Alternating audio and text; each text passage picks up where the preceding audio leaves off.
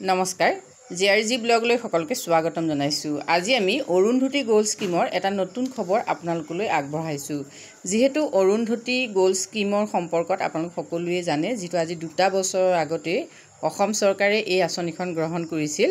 বিশেষভাৱে অৰুন্ধতী স্বৰ্ণ আঁচনিৰ মূল লক্ষ্য আছিল সেইসকল মহিলা যিসকল মহিলাই প্ৰথমবাৰৰ বাবে বিবাহপাশত আবদ্ধ হয় আৰু যিসকল বিপিএলৰ হয়, যিসকলৰ আৰ্থিক অৱস্থা বেয়া হয়, সেই সকল মহিলাকে বিয়াৰ সময়ত 40,000 টকা হয়। এই 40,000 টকা প্ৰকৃততে সোণ কিনিবৰ কাৰণে দিয়া হয়। 1 তোলা সোণৰ দাম দিয়া হয়। প্ৰথম অৱস্থাত আছিলে 30,000 টকা আৰু এতিয়া 40,000 টকা। এতিয়া প্ৰথম কিস্তিটো দিয়াৰ পাছৰ পৰা 2021 চনৰ পাছৰ পৰা অৰুন্ধতী গোল্ড স্কিমৰ আণ্ডাৰত যি টকা পাব লাগে সেই টকা মহিলাসকলে পোৱা নাছিল। ইতিমধ্যে মই ইয়াৰ আগত 2টা ভিডিঅ' প্ৰস্তুত কৰিছিলোঁ, কেনেকৈ অৰুন্ধতী গোল্ড স্কিমৰ বাবে আবেদন কৰিব বা কি যোগ্যতা আপোনালোকৰ থাকিব লাগিব। সেই কথাখিনি মই এতিয়া ইয়াত আলোচনা কৰিব খোজা নাই। মই মাত্ৰ আপোনালোকক জনাব খুজিছোঁ যে অৰুন্ধতী স্বৰ্ণ আঁচনিৰ এই দ্বিতীয়বাৰৰ বাবে 2021 চনতে যিসকলে এপ্লাই কৰিছিলে তেখেতসকলৰ বৰ্তমান বহুতৰ টকা বেংকত সোমাইছে।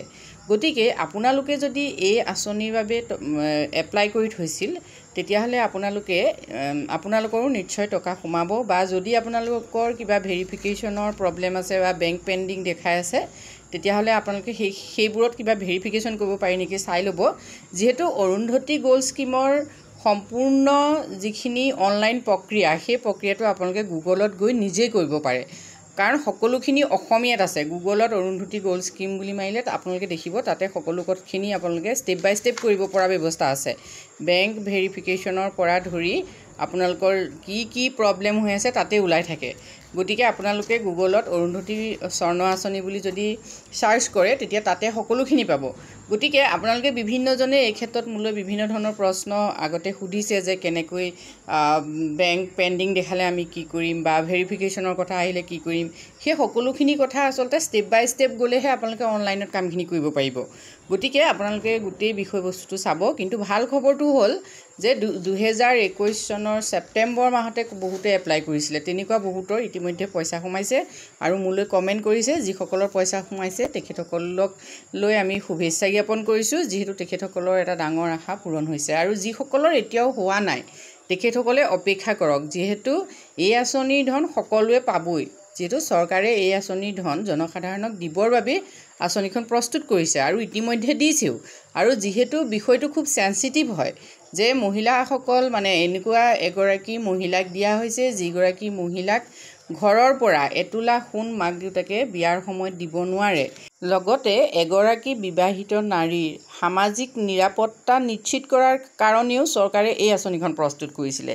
যিহেতু এনে বহু মহিলা আছে যিসকলে বিবাহৰ পাছত বিভিন্ন ধৰণৰ ঘৰুৱা অশান্তিৰ সন্মুখীন হয় বা অত্যাচাৰৰ সন্মুখীন হয়, যাৰ বাবে তেওঁলোকে প্ৰতিবাদ কৰিব নোৱাৰে। যিহেতু তেওঁলোকে প্ৰতিবাদ কৰিবলৈ তেওঁলোক আইনৰ ওচৰ চাপিবলৈ তেওঁলোকৰ হাতত যিখিনি সা সুবিধা থাকিব লাগে সেইখিনি নাথাকে। যিহেতু সামাজিক প্ৰথাৰে বিবাহ হোৱাৰ পাছত এগৰাকী মহিলাক যেতিয়া অন্যায় কৰি বা অত্যাচাৰ কৰি ঘৰলৈ খেদি পঠিওৱা হয় তেতিয়া সমাজখন কিন্তু মনে মনে থাকে। কিন্তু যদি ৰেজিষ্ট্ৰেশ্যন হয়, বিবাহৰ যদি ৰেজিষ্ট্ৰেশ্যন থাকে, সেই ৰেজিষ্ট্ৰেশ্যন থাকিলে মহিলাগৰাকীয়ে সাহসেৰে কি কৰিব পাৰে, প্ৰতিবাদ কৰিব পাৰে আৰু আইনৰ সহায় ল'ব পাৰে আৰু নাৰীসকলে নিজৰ ভৱিষ্যত নিৰাপদ কৰিব পাৰে। অৰুন্ধতী স্বৰ্ণ আঁচনিৰ অন্যতম উদ্দেশ্য হৈছে বিবাহ পঞ্জীয়ন বৃদ্ধি কৰা।